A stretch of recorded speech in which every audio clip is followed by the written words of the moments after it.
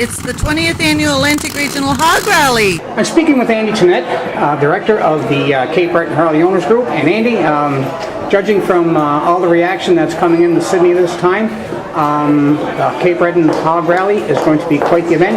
Can you tell us about it, what's involved, and how it came to be? Well, now it came to be in September of 2009. We submitted a proposal to Hog Canada to host this event.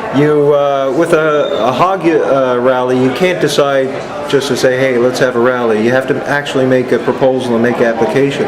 So this is the third rally in 5 years here in Cape Breton Island, which is the first time in history of hog history that there's been 3 rallies in such a short period of time.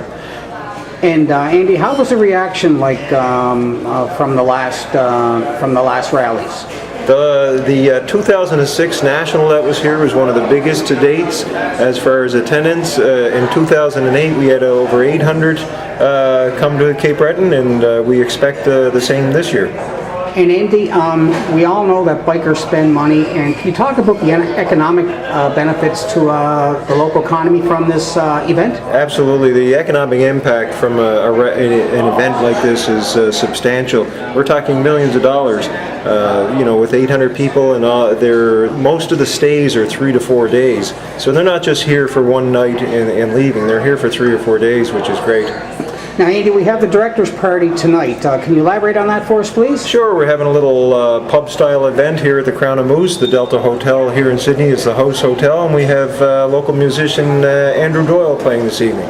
Can you just give us a description of the events that are happening? Now, tomorrow we have, what do you have on slate for tomorrow? Starting at 10:30 tomorrow, we have ride-outs to different tourist destinations. Because the theme of our rally is Cape Breton Heritage, we want people to come out to our museums and take a look at our scenic area and to actually engage the local people. Because that's one of the biggest assets we have here, is that the local people embrace the motorcycle rally environment. And Friday, of course, there's going to be all kind of other activities going on. You have a parade lined up. Of course, there's going to be tours leaving from the Delta. To go back as far as tomorrow, on Thursday, we have our grand opening with local comedian Maynard Morrison. We have live entertainment right after that. That's going to be a real good time. And I want to stress that all the events are open to the general public. They're all free of charge. No cost to the public for anything. On Friday, we'll have more daily ride-outs. We have a big dealer party planned over at our sponsoring dealerships, Ramsey Cycle and Sport, with a live band in the parking lot there. Then Friday night, we have a street dance. Saturday is going to be really exciting because we get the Cape Breton Antique Car Club doing the show and shine with us, where there'll be over 100 antique and custom cars, along with all the custom Harley Davidsons. We're doing our bike games, live band there, and then Saturday night we have the big 7-piece Kintyre band playing at the outdoor concert that's free of charge to the general public. The Joan Harris Pavilion, Andy, is that going to be the main stage or the center of attraction? Yeah, that's the host facility, because it's a beautiful facility. It's home to the world's biggest fiddle, and people that were down there around today having a sneak peek, they were really impressed with it. You know, years ago, Andy, back in the 60s and the 70s, and maybe even in the early 80s, motorcyclists or bikers were looked at, not by all the general public, by, a large majority of the general public as not having a good reputation. That has changed a lot in the last 50 years. It has. The demographic of the hog community is an older demographic. From my experience engaging conversation with them, they've all already probably gone through a powerboat and realized how much work that is.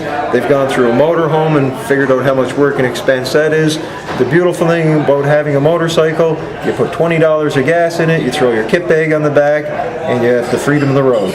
And the participants in the rally outside of Cape Breton, where are they all coming from, Andy? We have people coming from as far as Kansas, Indiana, British Columbia. We've got some people here right across the western provinces. We have a big group coming from Connecticut this year.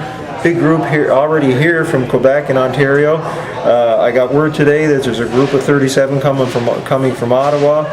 They're pretty much coming from all over North America. And they're going to be looking at our beautiful island. Can you elaborate on that? Well, now, we have a little trick up our sleeve for Saturday night. We'll be making a major announcement from the closing ceremony stage. Mary Toll, the CEO of Destination Cape Breton, will be making that presentation. So I can't let the cat out of the bag just yet. Well, Andy, we want to thank you very much for sharing your time with us today and telling the general public about the rally, and we wish you all the best of success for this one and upcoming events in the future, and we'll be looking forward to speaking with you again soon. Thank you very much.